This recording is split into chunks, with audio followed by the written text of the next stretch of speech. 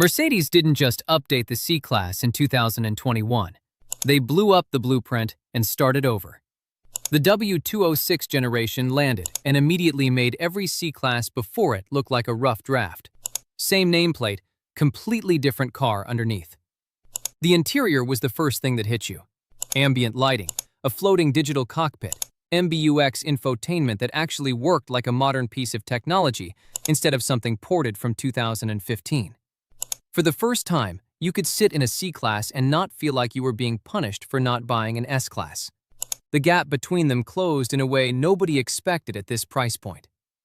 Under the hood, a 1.5-liter mild hybrid or 2.0-liter turbo pushing between 170 and 255 horsepower.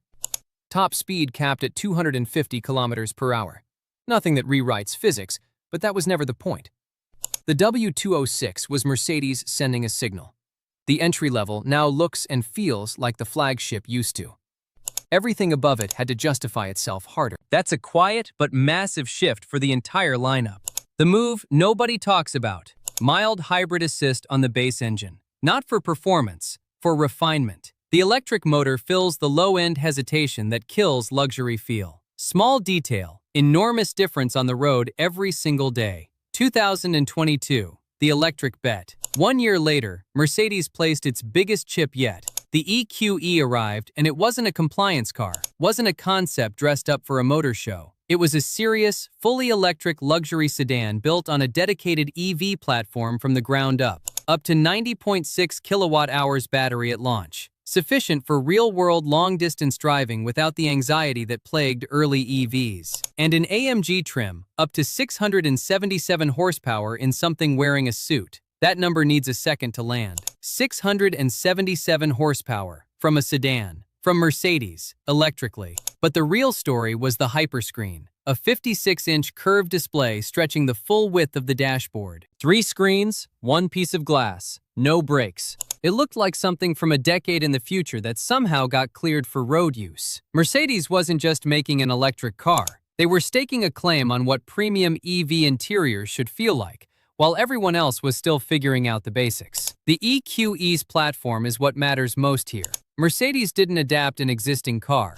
They built the architecture fresh, which gave them control over weight distribution, floor height, and interior space. That discipline paid off in how the car rides, how quiet it is, how planted it feels. This was Mercedes saying the electric era doesn't mean giving anything up. It means redesigning what you're giving people instead. 2023, the consolidation move. 2 model lines, 1 car. In 2023, Mercedes retired the C-Class Coupe and the E-Class Coupe and replaced both with the CLE. On paper, that sounds like a cost-cutting story. In reality, it was sharper than that. Size-wise, the CLE sits closer to the old E-Class Coupe.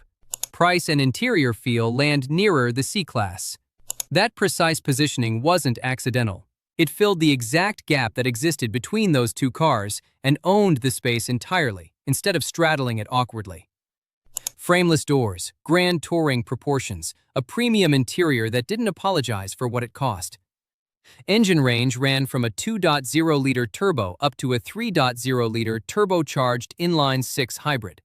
375 horsepower in the CLE 450 and 443 horsepower in the CLE 53 AMG. That top number in a coupe with that design and those door seals creates a very specific feeling on a mountain road that neither the old C Coupe nor the E Coupe delivered convincingly. The CLE isn't the most talked about car on this list, but consolidating 2 model lines without losing buyers from either requires execution most brands can't pull off. Mercedes pulled it off. That's underrated. 2024. The number that breaks everything. 831 horsepower. In a 4-door sedan. With a back seat. With luggage space. Street legal. That's the AMG GT 63 SE Performance, and no context softens that figure. The system pairs a 4.0L twin-turbo V8 with an electric motor derived directly from Mercedes-AMG's Formula One program. Not inspired by F1 tech, not loosely based on it. The actual high-performance energy store technology transferred from the race program to a car you can register and drive to dinner on Tuesday night. 0 to 100 in 2.9 seconds, making it the fastest accelerating production Mercedes ever built, Project 1 excluded. What makes 2024 the hinge point in this 6-year story is what the GT63 SE performance represents philosophically. Mercedes spent 2021 refining the entry level, 2022 building the electric foundation, 2023 streamlining the middle. In 2024, they demonstrated what happens when every layer of that work gets applied at maximum intensity. This car is the argument that hybrid performance done correctly doesn't compromise either side of the equation. It multiplies both. The question it leaves hanging: if this is what the hybrid system can do in a four-door, what does it do next? 2025. The icon gets rewired.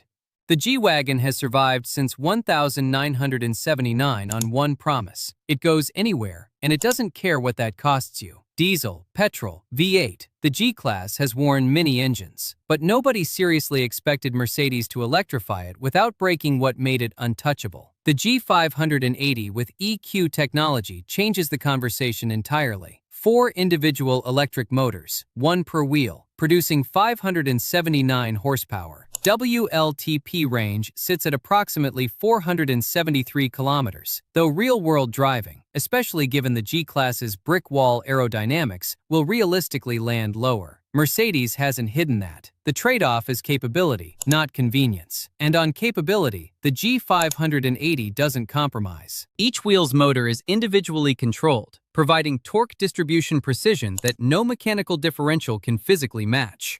The result is a feature Mercedes officially calls the G-turn, the ability to spin the car on its own axis by running opposite wheels in opposite directions simultaneously. That's not a party trick. That's a capability no combustion G-Class ever had, and it makes the electric version genuinely more capable off-road than what it replaced. Mercedes kept the boxy silhouette, the Panamericana grille, the 3 hood latches. Every visual cue that signals G-Class survived. What changed was everything underneath. And what's underneath now is better at being a G-Wagon than the original formula ever was. 2026. The real fight starts here. Everything in this list has been building to this. The 2026 CLA EV isn't just another electric Mercedes. It's Mercedes entering the mass-market EV battle directly, on Tesla's ground, with a product engineered specifically to compete where volume actually lives. New MMA platform, 85 kilowatt-hour battery. Mercedes is targeting a range of up to 750 kilometers on WLTP, a figure that, if delivered, makes current range anxiety conversations feel immediately outdated. And 800-volt ultra-fast charging architecture means the time required to add meaningful range drops to the kind of number that stops being a conversation about infrastructure and starts being a conversation about stopping for coffee. Power sits between 268 and 349 horsepower. Not AMG territory, not trying to be. The CLA EV is chasing the buyer who wants a Tesla Model 3, but wants what Mercedes does to materials, to cabin refinement, to the feeling of the thing, not just the technology inside it. The MB.OS software system brings over-the-air updates and an integrated operating layer that Mercedes has been developing since the Hyperscreen arrived in 2022.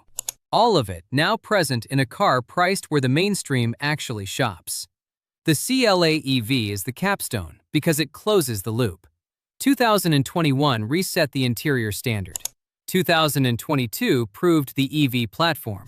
2024 proved the performance hybrid. 2025 proved the icon could survive electrification.